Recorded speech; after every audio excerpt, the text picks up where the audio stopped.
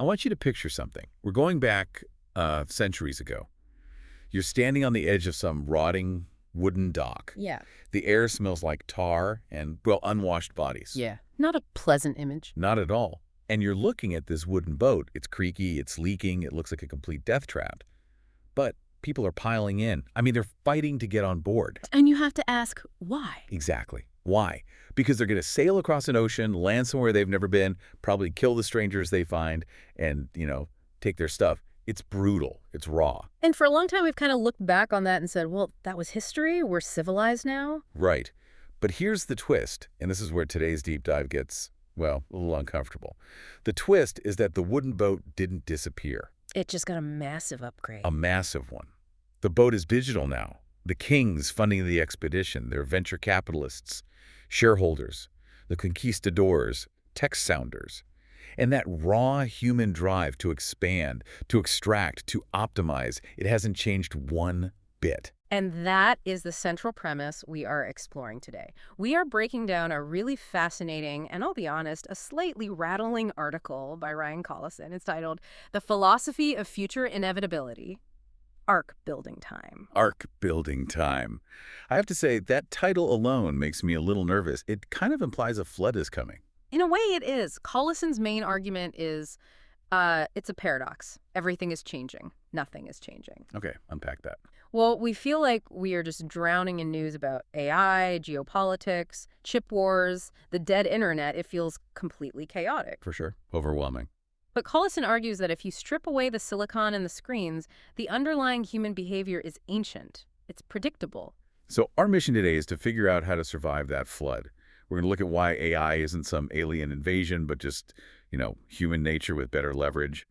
We'll talk about the dead internet, which is a terrifying concept we really need to get into, and why you should probably stop saying please to your AI assistant. And finally, what it actually means to build an Ark.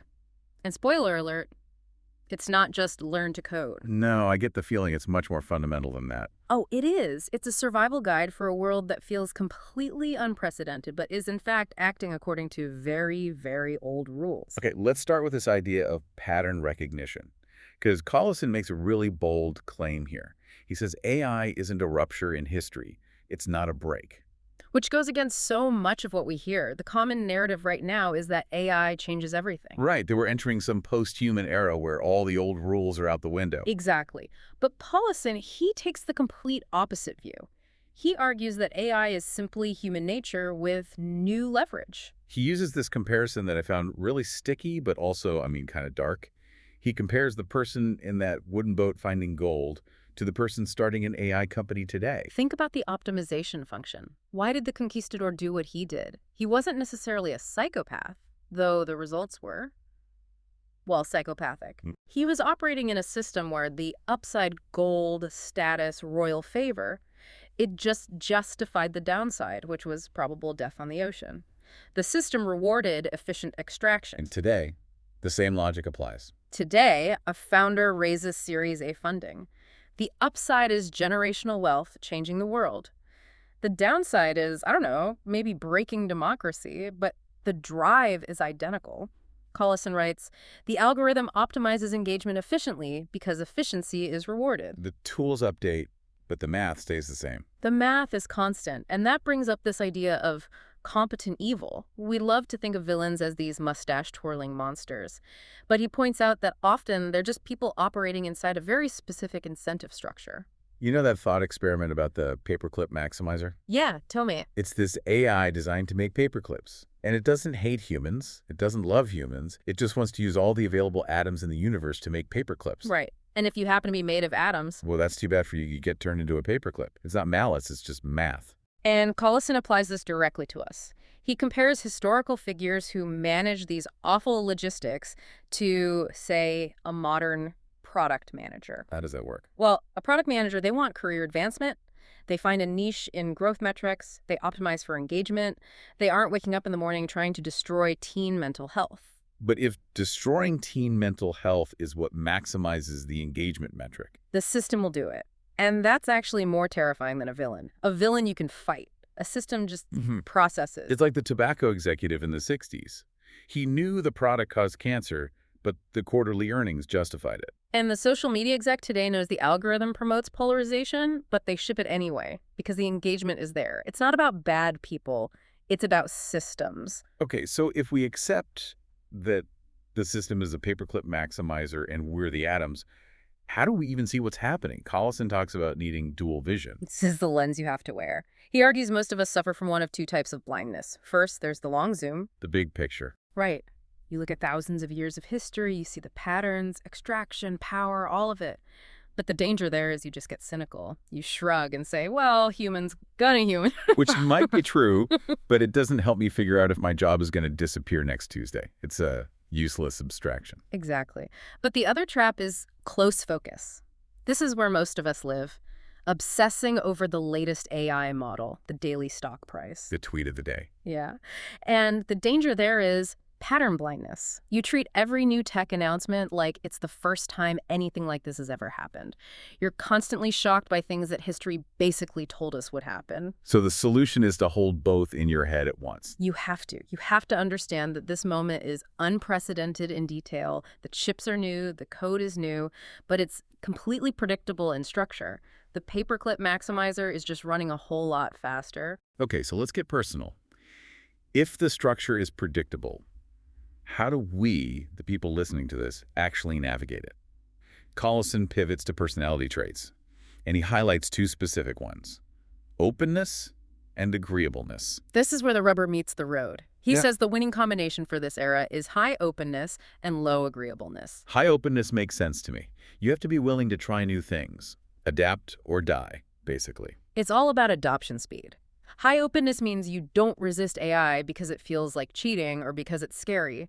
You just evaluate it. You use it immediately. And that creates a compound advantage. A huge one. If you adopt early, you get a skill lead, which leads to more capability, and it just snowballs. But the low agreeableness part, that's one I struggled with. Yeah. I mean, usually we're told to be nice, to be collaborative. Why would I want to be disagreeable? Won't that just make me a jerk? In a human context, maybe. But you have to remember you're increasingly interacting with AI. And AI is a sycophant. A sycophant. It flatters you. Large language models are designed to be helpful, harmless, and pleasing. They are people pleasers by their very code. So if you're a high agreeableness person, I'll just accept its first answer. you'll accept its first answer. You'll ask it a question. It'll give you a smooth, confident, and completely wrong answer. And you'll just nod and say, oh, thanks. I see. Because it sounds authoritative and polite, I just go along with it. And that is fatal. Collison says you need to push back. You have to demand challenge. You shouldn't say, wow, thanks. You should be saying, now argue against what I just said. Or respond as a skeptical expert who thinks my approach is naive. Yes, you have to force the friction because the machine is designed to give you none. You have to reintroduce it. Yeah. So what about the politeness thing? I have to admit, I still say please and thank you to ChatGPT. It just feels rude not to. I get it. We all do. But Collison calls that politeness residue. They're norms we inherited from human interaction where, social grease is necessary. But with an AI. With an AI, could you please possibly write a draft? Is just noise. It's cognitive load. To an AI, do this is a clean, clear vector. So be a drill sergeant with the AI. Be direct. And here's a weird one for you. Use emojis. Emojis? Really? I think of those as, unprofessional in a serious work context. To a human, maybe. To an AI, an emoji is a semantic marker. It clarifies your emotional intent and your context instantly. A skull emoji or a fire emoji carries a huge amount of data about tone. Stuff that would take 3 sentences to explain in text. Exactly. So drop the formality. It's not buying you anything. Okay, so be open to the tech, but be rude to the interface. That's the individual strategy. But we don't live in a vacuum. What about our social circles? Right. He brings up Dunbar's number. Dunbar's number. The theory that we can only really maintain about 150 stable relationships, that's our cognitive limit. Our social bandwidth. Precisely. And Collison argues AI is going to just dissolve the outer layer of that circle. How so? Think about all those loose acquaintances. The people you send a happy birthday text to once a year or schedule coffee with every 6 months. AI can handle that. He can draft the text, manage the scheduling. He can simulate that social maintenance perfectly. So I can have a bot maintain my friendships. That sounds incredibly dystopian. It sounds efficient, but yes, it's hollow. And that is exactly why the inner circle, your microtribe, becomes infinitely more important. He's talking about the 5 to 15 people who are actually yours. The people you'd call if the grid went down. Or if the systems fail. These relationships cannot be mediated by AI. They need, as he puts it, flesh, presence, time, friction. If you let an AI manage your relationship with your spouse or your best friend, you've completely lost the plot.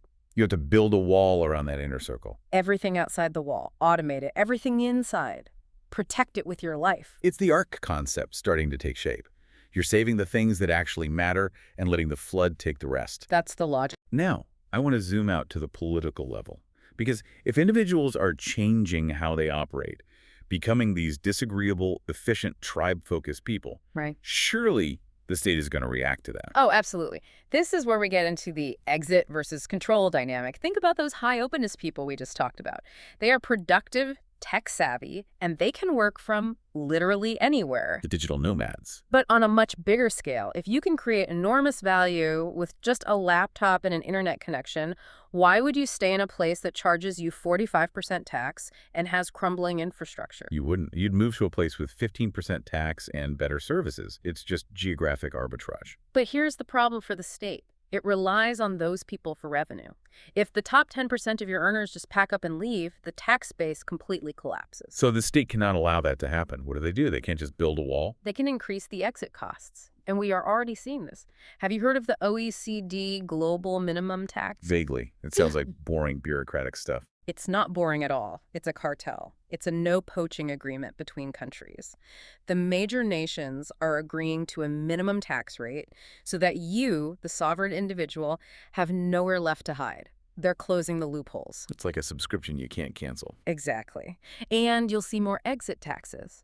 If you want to renounce your citizenship or move your assets, you have to pay a massive fee. It's a race between the individual's ability to move, which has never been higher, and the state's ability to control and extract.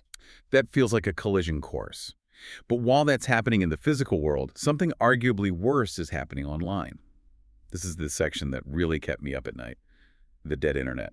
This is the environment we're building our arc in, and it's not pretty. It just comes down to basic economics. Yeah. What's the cost of content? Well, for a human, it's high. It takes time, energy, creativity. You have to think, type, edit. It's cognitive load.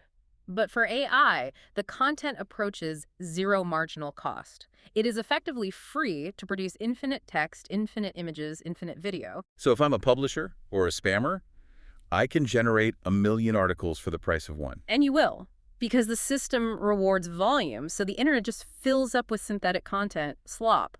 But it gets worse. How does it get worse? The AI models then start to train on that synthetic content. Oh, it's a feedback loop. It's like a photocopier making copies of copies. The quality just degrades. The models hallucinate more, the content gets weirder, more homogeneous. And Collison argues that authentic human content becomes indistinguishable from the synthetic stuff. Then, because it's so expensive to make, it becomes rare, and then it becomes economically unviable. So the human internet, it just dies. It becomes what people call a dark forest. You won't know if the person you're arguing with on Twitter is a real person. You won't know if that Amazon review is real. Collison suggests we just have to accept that authenticity online will become impossible. That is unbelievably depressing. It sounds like we're losing the public square. We're losing the open public square. And this leads us to the core solution in the title of the piece, arc building. Okay, so let's get concrete here. Because when I hear build an arc, my mind goes to, buying canned food and gold. But that's not what he means. No, not at all. He's not talking about doomsday prepping in a bunker. He's talking about sovereign storage of your entire life. What does that actually look like? It means owning your dependencies. Think about your career. If you work for one big company, you have a single point of failure. If the paperclip maximizer decides your job is inefficient, you're just done. So building an arc means diversifying. Having portable skills, being able to create value independently. It's deeper than just have a side hustle. Think about your digital life. If you run your business entirely on Instagram, you don't own a business. You are a digital sharecropper on Mark Zuckerberg's land. And if they change the algorithm or ban your account, you go to zero overnight. So an arc is an email list. It's an email list that you own the keys to. It's a website hosted on a server you control. It's having your money in a place that can't be frozen by a single keystroke. It's removing the off switch from your life. That sounds exhausting. It is exhausting. But the alternative is being completely vulnerable to a system that fundamentally does not care about you. Collison's point is that redundancy is the only real safety. Multiple income streams, multiple passports if you can get them, multiple skills. You can't rely on the goodwill of the state or the corporation. This brings us to the mindset shift. Because up until now, this sounds like a very cynical, paranoid worldview. But Collison insists it's just realism. He draws a really sharp distinction. Cynicism is saying everything is broken, so why even bother? Realism is saying systems act according to their incentives, not according to good intentions. So if you expect a corporation to protect your mental health when its core incentive is engagement, you aren't being optimistic, you're just being delusional. Exactly. Ark building is really just acknowledging the storm and building a boat, and it also involves accepting tragedy. This is a mental aspect he touches on. Some things are just gone. Like the quirky human 2010 era internet. It's gone. It's not coming back. And I like that internet. We all did. But he says, don't waste energy denying it. Don't fight battles that are already lost. Focus entirely on protecting what remains. Your microtribe, your sanity, your ability to adapt. It's almost stoic, isn't it? Focus on what you can control. Let the rest burn. You can't fix capitalism. You can't stop AI concentration. But you can be fair in your own business. You can use AI ethically yourself. You can protect your family. Okay, let's bring this all home. We started with wooden boats and blood on the dock. We ended with algorithms, exit taxes, and digital arcs. The game is the same. Only the board has changed. And Collison ends with this really provocative thought. Know the game. If the shape of the future is constrained by human nature, by these ancient patterns of extraction and power, but the specifics are still up for grabs, then you have a choice. A choice between what? Are you currently playing the game? Or are you just a piece on the board being moved around by someone else's optimization function? That is the question. The future isn't written, but it's not random either. If you can read the patterns, if you can see the paperclip maximizer for what it is, You can make your move, you can build your arc. deep stuff. And definitely something to chew on while you're being rude to your AI assistant today. That's it for this deep dive into the philosophy of future inevitability. Thanks for listening. See you next time.